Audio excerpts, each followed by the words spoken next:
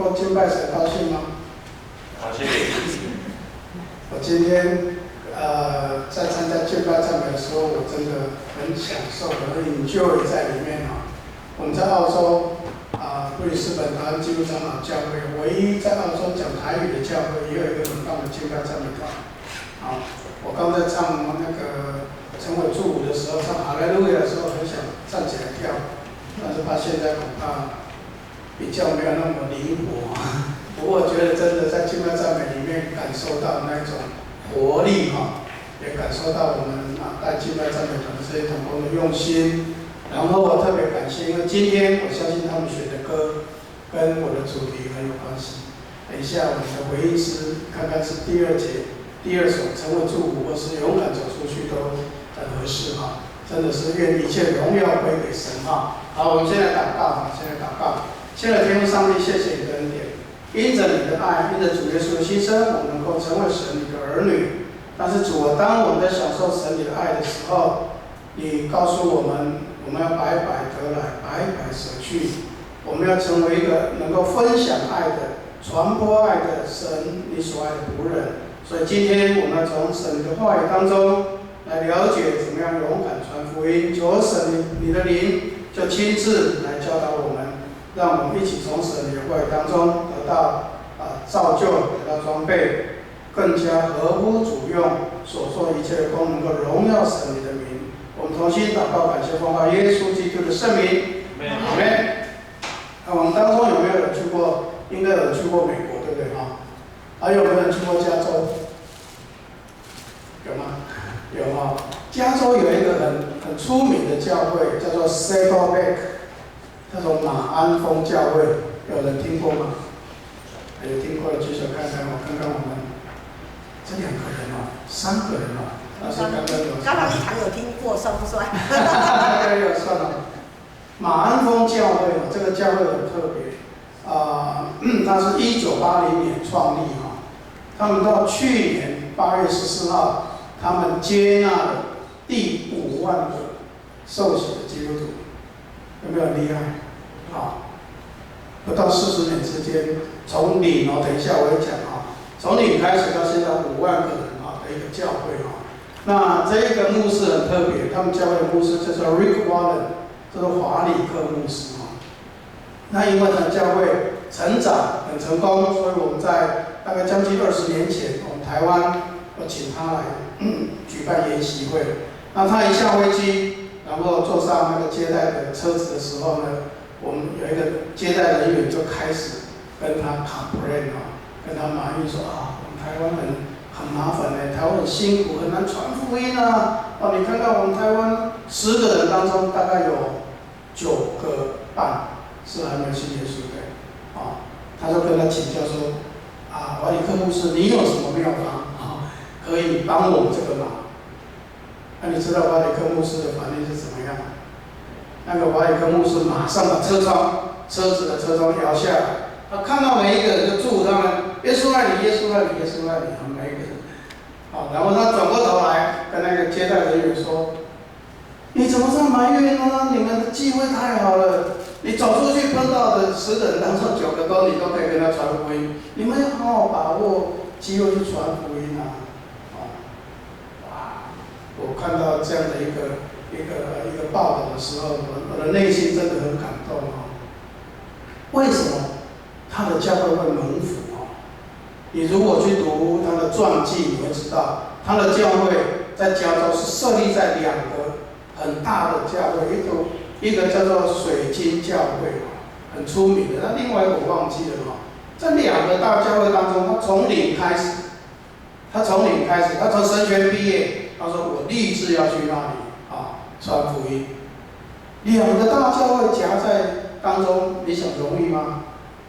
很多人都跟他泼冷水说，你不要去那里了，你要去找另外的地方还是怎么找这样一个那么困难的地方？他说没有，我就是要在那里传福音结果他真的成功了到现今去年为止，单是受洗的第5万个做礼拜不算了所以我在想，他为什么会成功？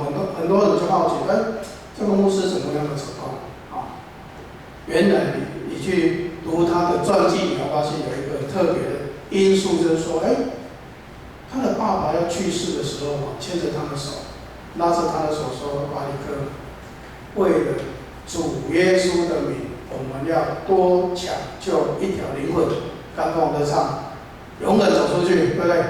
你刚走出去或许会发抖，但是听完今天牧师跟你讲的信息，希望你是勇敢出去传福音。他接受爸爸传给他的爸爸也是个牧师，为主耶稣的名，我们得死不得死，我们要多抢救一条灵魂。他抱着这样的心态，他去传福音，结果他大大的受到神的祝福，真的是值得我们钦佩。那牧师为什么用今天的经文？今天的经文也是要告诉我们啊，你如果勇敢传福音，你就会蒙福，对不对？刚刚我们有印象，我们的圣经讲的内容是什么？所以耶稣有70个门徒，当然有12个门徒是很特别的，其他还有很多人跟随他，他把这70个人两个一组派出去传福音。圣经没有写得很清楚，说开始这些门徒接到这个命令，说要出去传福音，你想他们是很快乐，还是很紧张？而且有可能两个都有，但是在当时的时代，可能他们紧张害怕会比快乐还多。但是结果来看，刚刚我们读的圣经，他们怎么样？他们很高兴的回来，对不对？跟主耶稣交差的时候，他们快乐说：“哇，主耶稣奉你的名，鬼也都服了我们。”他们很高兴啊。所以呢，今天这一节经文主要的目的，其实在告诉我们说，我们要好好去怎么样，在这个时代好好传福音。我想在座各位，你们有没有跟人家传过福音？有没有跟人家说来信耶稣？信耶稣人啊，有没有跟人家讲过？有的请举手看看。感谢主呢，你至少要让人家知道你是基督徒啊！礼拜天来跟我们教会我们的年轻人很爱主哦，要不要来一起跟我们敬拜？至少你要邀他们一下啊！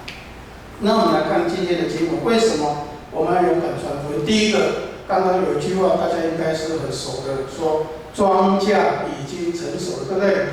但是做工的人少。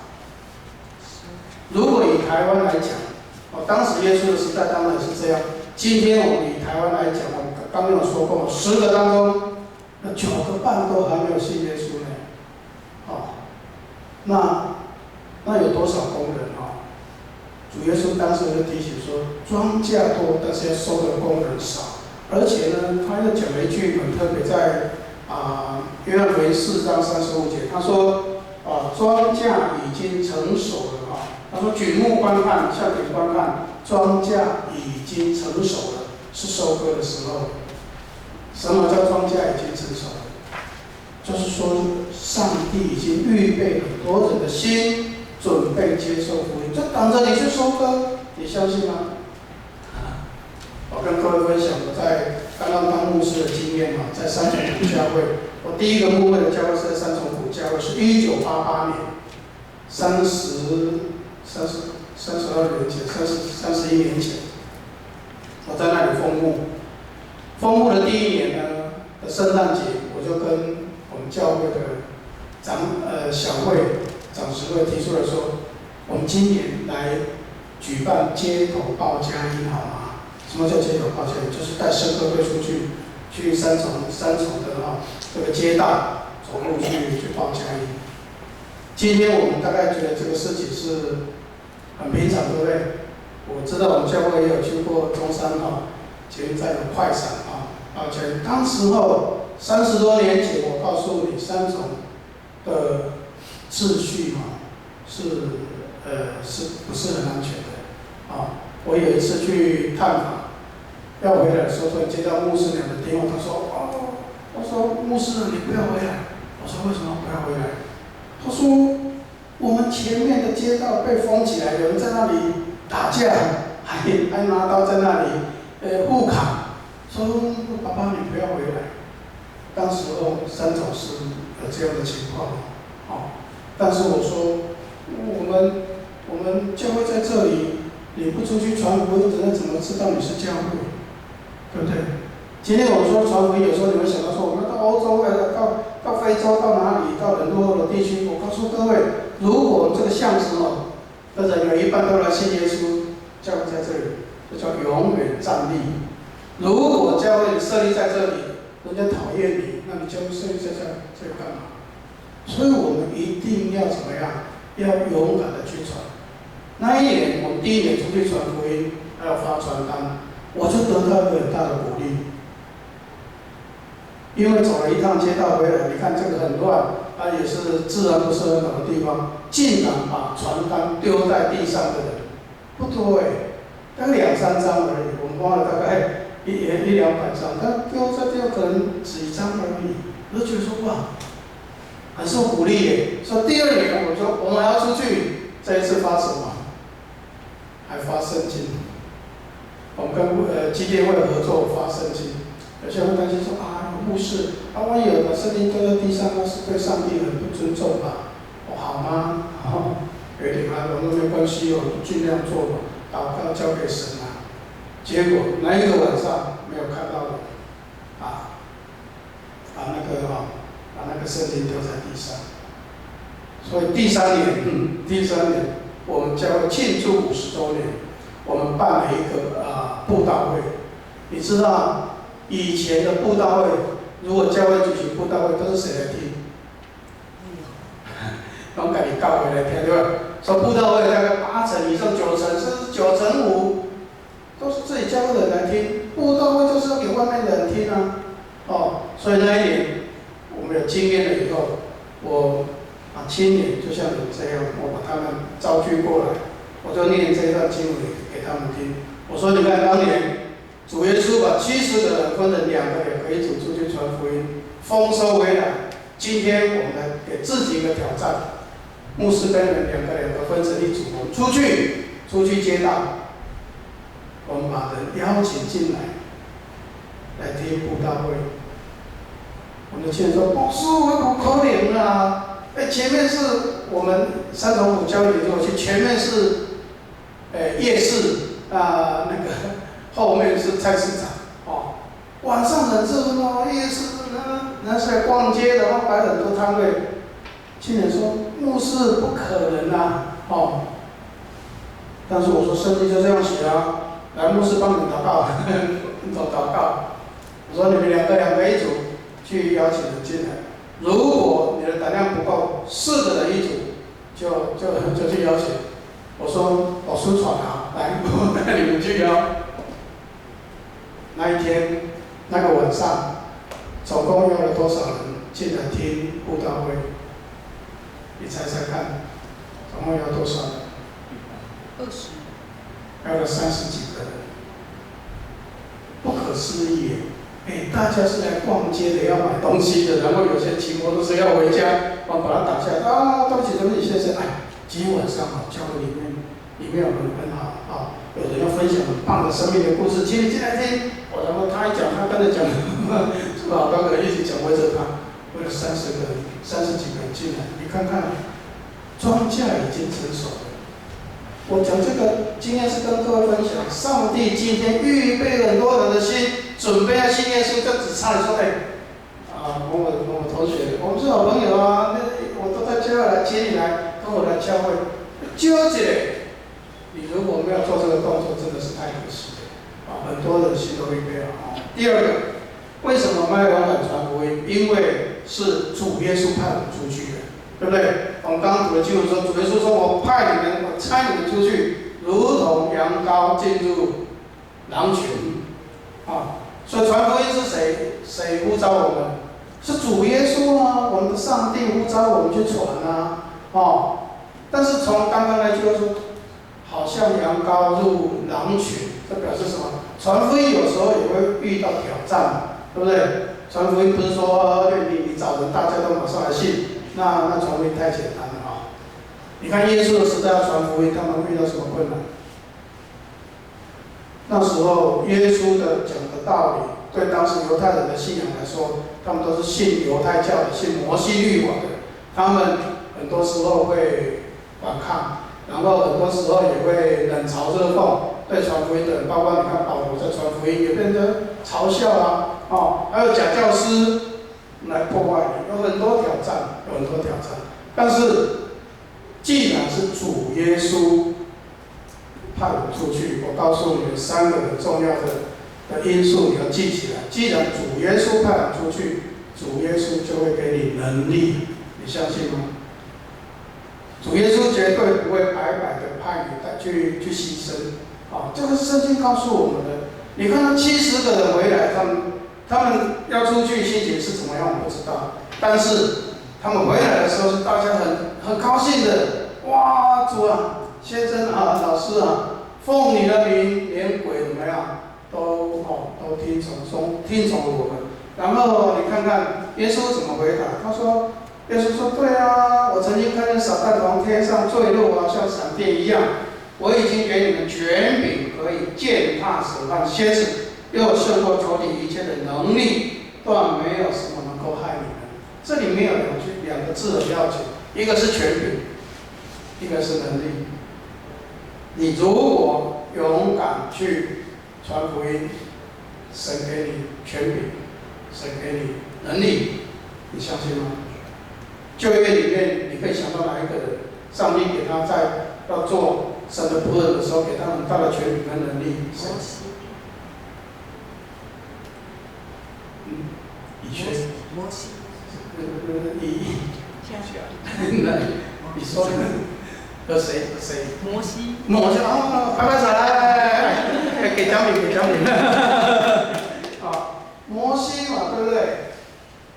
你看啊，摩西神要给他大的使命的时候，他充满害怕，哎，我是谁？我不行啊！你怎么说我都不行？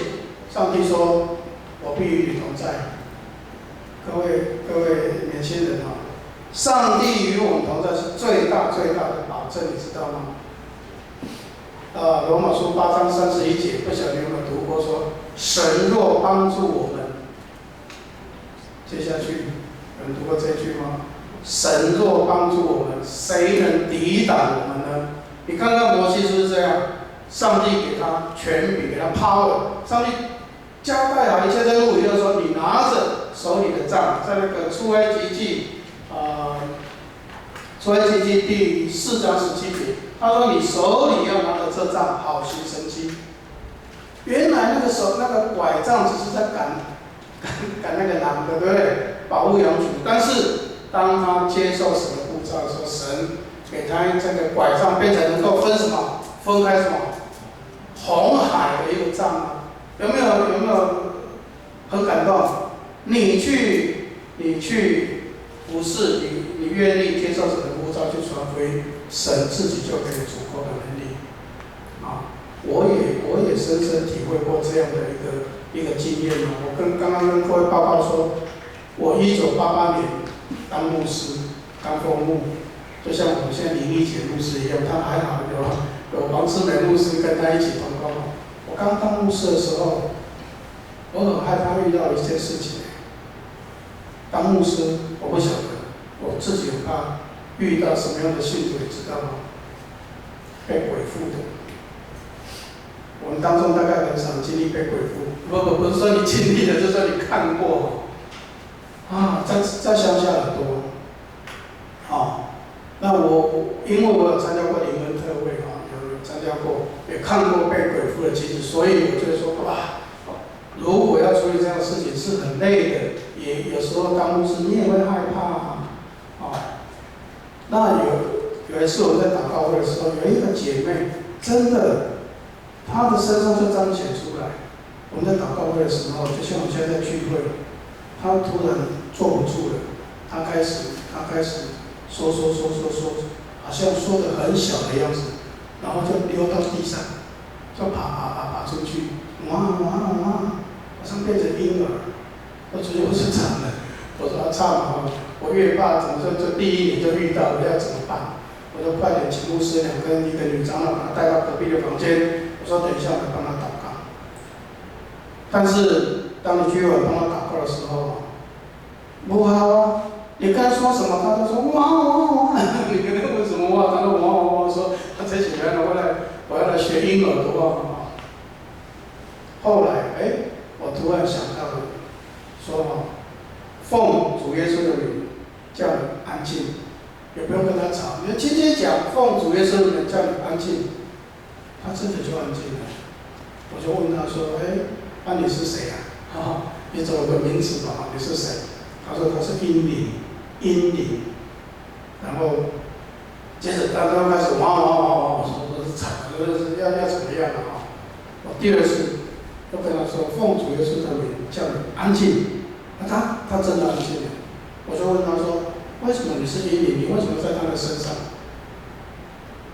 问了以后才知道说，原来这个姐妹，她的妈妈是在三重是开茶室的，是一个脑包，曾经堕胎很多次，所以她说我要让这个女生死掉，有没有可怕？后来我们一直过去为她祷告。当然那一个晚上我们没有完全把这个协议赶出去，但是至少他安静很多。后来我们继续带他去参加其他的特会，请其他更有能力的牧师帮他祷告，后来处理好。但是我要讲的是说，你在服事当中，你才会发现说，哇，原来我说主耶稣的名有权柄，我们有时候都是两波天但是你在实际服事的当中，你体会到说，哇，主耶稣的名是有能力的，所以你看看主差我们出去，第一个，请你记住，主一定会给你能力，主不会让你去当阿辉。第二个，你物质上的需要，神也自己会供应的。你看今天的经文有没有讲？他说，你们如果去传福音，你去了哪一个城，你就先问他的平安，如果接受你的，你就进到他们的家，然后他给你什么东西，你就吃什么东西，你不要从这移到那家。圣经又说，工人得工价是应当的。换句话说，你物质的需要，神都会供给你，你不用害怕。事实上是不是这样？你看初代教会的使徒，他们四处去传福音，他们真的是很辛苦今天有些宣教师也是很辛苦，但是神都自己预备好。我曾经当过类似宣教师的角色，因为我曾经去布里斯本去那里牧会10年那刚刚去的时候，我们都没有问谢礼，但是到要去的时候，才是说简单的说谢礼怎么差那么多？差在台湾差很多。那我师母跟我说，爸爸，我们走不出去，我们还有女儿在台湾读书还要用很多钱，那我们怎么能够去那里牧会？牧到我们自己都没办法。但是我跟他讲一句话，说以前我们当牧师都在教会友说要有信心要有信心我说这一次上帝自己要我们来体验说什么叫做信心，就是你觉得不可能的你要不要去接受？我要跟牧师讲说，如果我们说吧，我们现在答应的叫就走，如果去1年撑不下去，我1年就回来了；2年撑不下去，我就2年回来。结果我们一做多久？做10年。很多时候你真的想不到，上帝派很多天使。你只要努力做工，神的供应是怎么样？自己会供应。所以，我想很多人有这样的经验，就不多说。但是就说，主既然差你出去，主一定会负责，给你能力，供给你的需要。而且，既然是主差我们出去，我告诉你，传福音谁是主角？在传福音这件事情上面，谁是主角？是神啊！就像我们在敬拜，谁是主角？我们在做礼拜，谁是主角？我附带讲一下，神是主角所以我们不要很轻易的在里面说今天敬拜唱得很好，拍拍手今天牧师讲得很好，拍拍手。我告诉你，谁最有资格拍手？这一个能够有资格拍手，那就是神，对不对？因为神才是主角你在敬拜，神是主角，我们传福音也是他是主角，所以呢，你不要害怕，对不对？刚刚我们提到说，如果有拒绝你的话，你就把你脚上的尘土跺一跺，你就离开吧。意思是说，人拒绝，当你传福音被拒绝，人是在拒绝谁？人是在拒绝神，不是在拒绝你。所以你不要觉得不好意思我有传福音，欢迎来搞他如果拒绝我都没面子我被拒绝，我告诉你，你是配角。传福音，你是在传上帝所以反过来说，一个人伤害教会，他等于在伤害谁？伤害上帝上帝是主角。所以呢，既然上帝是主角，你传福音就没有压力，只要你尽力就好。所以呢，我说，当神的呼召来到的时候，我们就勇敢的去传达那最后我要跟各位分享，那你有接受神的呼召去传福音的，那你的目标要放在哪里？刚刚的经文有没有记住？刚刚回来告诉说，哇，主奉你的名，鬼都服了我们的。主耶稣跟他们怎么说要以你们的名怎么样？能够记录在天上来高兴。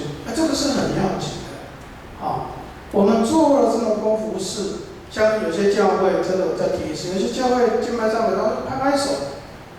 我们在带，我们在服事不是要得人的肯定，不是在表演我们在布里斯本的教会，常常跟这些年轻人提醒，我说你要说敬拜上面很好，但是你要记住两件事情。第一个，你不是在表演，你是在唱给上帝听。每次唱完，你要跟自己问说：神啊，我今天这样唱，合乎你的心意吗？第二个，你要来参加查经祷告会。因为敬拜赞美是生命的呈现，你为什么很多不一定说你要用很多乐器你才会感动的？我记得我大概1987吧，我去美国参加一个灵恩的受训，第一站去美国的加州，去洛杉矶，我们研习会的第一天，2个人而已，一对夫妇，好像是先生弹吉他，太太带敬拜赞美，2个人唱英文，唱到全部20几个，大家都在哭，有没有觉得很有意思？我要讲的是说那个生命的呈现所以我们在传福音，你最后要去想的就是说，我这样做神你喜欢吗？我的名有没有记录在天上？这很要紧今天很多时候你在传福音一开始或许你会害怕。好像我刚刚跟各位分享说，我们要布道会要找人进来听布道会。我们那些青年一开始说，不是，我们不要不敢但是很有趣。那一天我们总共找了30几个人进来之后，有一个小女生，后来她读法律系很出色，她是北一女的一个同学我们已经时间要到了，她还跟我说，我说能出来接，我们再出去找因为那天他一个人找了4个人进来，以前他没有那个胆量但是他实际去做了，体验到上帝的能力的同在，体验到上帝的这个权柄的时候，他好高兴。所以我要讲的是说，很多人在传福音、做神的仆人，一开始他可能会害怕，但是有成就以后，他就越来越肯定。甚至有些大布道家，他觉得厉害，你看我一祷告就好了，我一祷告手一挥，大家都倒了。他最后以为自己是谁？以为自己是上帝。所以很小心。我们今天在世上，你所做的有再大的成就，你一定要记住说，一切归荣耀给上帝。我的名有没有被记录在天上？那是最要紧的。牧师多讲一个故事给各位听有一次有一个教皇去世了，然后他的灵魂就往上去神那里然后地下刚好在这个地上世界上他为他办了很大的丧礼，然后他是教皇所以他很有自信的到天堂门口看到彼得说，彼得问他说，你是谁啊？他说，我是某教皇现在你看这个在罗马才在帮我办这个意大利才在帮我办这个最大的丧礼，你怎么不认识我？彼得说我查一下这个生命册，查，没有了，对不起，没有你的名字。我说怎么有可能？他说不然这样好了，你再查一下，我叫某主教我还没有当教皇之前，我的名字是什么主教？然后自己再查看，查。没有，很抱歉还是没有。他就有点急了，他说一直念我是什么红衣主教，一直念到最后说，那个彼得都说没有，查不到你的名字他最后只好说，那对不起啊，最后请你查查看，我刚毕业的时候啊，我叫做陆家神父，我曾经在孤儿院做帮助这些孤儿做一些工作，你帮我查查看。查查，有一个叫陆家神父，已经有在帮助这些孤儿做很好的事情。好，快进来。他就吓了一身冷汗。他刚好快进去的时候，刚好在这个地上，他们选出新的教导，他就丢了一句话，他说：“我要跟那一个新的教导讲说，不要以为你是教导，你就一定能够来到神的国度而是你做的事情有没有得到神的肯定。”所以我有顺便跟各位解释今天很多人你请他信耶稣，他很可能会跟你讲一件事情，说宗教都一样都劝人为善都劝人为善。但是牧师要告诉你，什么叫做善？什么叫做好事？请认为你自己认为的是好事，别人说你在做好事，还是神认为你在做好事，哪一个才是善？是神看为善对不对？不是你改说我今天有帮谁做了一件好事，然后但是你其他人在做坏事，这个或许你表面做的是怎么说衣冠楚楚，你做了很多好事，但是私下你都在做坏事，神会喜欢吗？不会的，只有神看为美的事那个弥迦书6章8节说：“世人神已经指示你们何为善，对不对？这是怎么样？行公义，好怜悯，存谦卑的心，跟你的神同行。”所以呢，我们在传福音，如果是祝福你的，你有很大的成就，请你要时常记住说神我这样做有没有讨你的喜悦？因为你的目标要放在说，有一天你的名字是有在生命册上才是宝贝的所以通过今天这样的信息，牧师是要鼓励你说，传福音真的是很重要的一件事情。刚刚我记得哪一个长老为什么在祷告说，你看看神用的大使命是什么？你们要往普天下去传福音，对不对？将我所教导你们的都要教导他们我最与你们同在，直到世界末了。福音在罗马书1章16节说，福音是神的大能，对不对？要先拯救谁？犹太人，或者是希利尼人，或者是一切所有的人。所以福音是能够改变人生命的大能所以你去传福音，你不要觉得不好意思，你是报好消息你又不是叫人去吸毒、去赌博出来事情，你要怕什么？更何况说上帝的能力会跟你同在，然后你所需要的，包括物质需要什么供给你，那你有什么好害怕的？勇敢去做吧。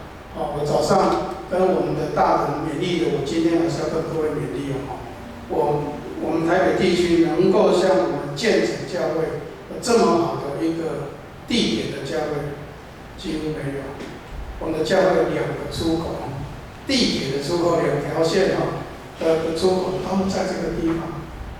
我们真的要好好传福音我们勇敢走出去，我们要成为人的祝福我们不要说，我刚刚说有一个idea， 就是说我们做礼拜我们自己都很快乐，人来打招呼，奇怪我们跟旁边的人这些人有没有什么关系？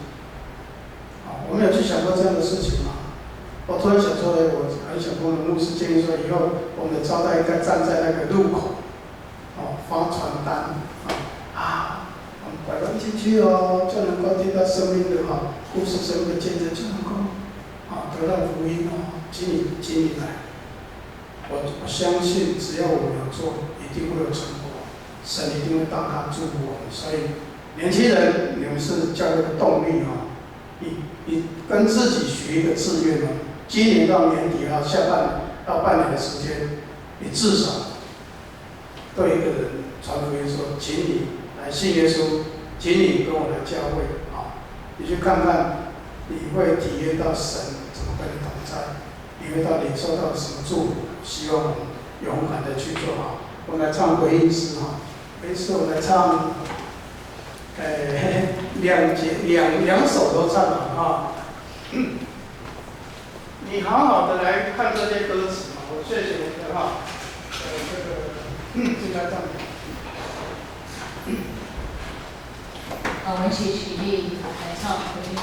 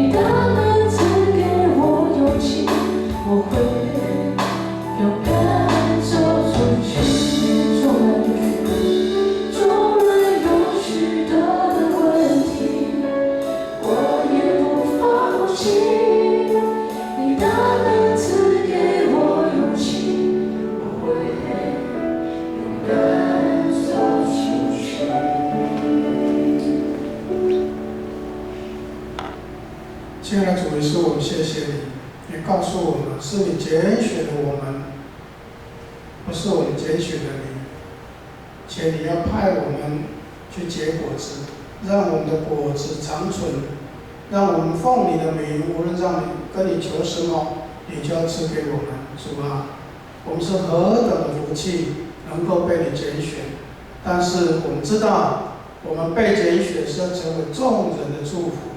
所以求你让我们勇敢地走出去，无论到哪里，只要是主耶稣，你要我们去的，我们就要顺服的去做，让这个世界，让这个社会真的能够因我们而得到祝福，也让我们的教会能够永远建立在这里，为主发光。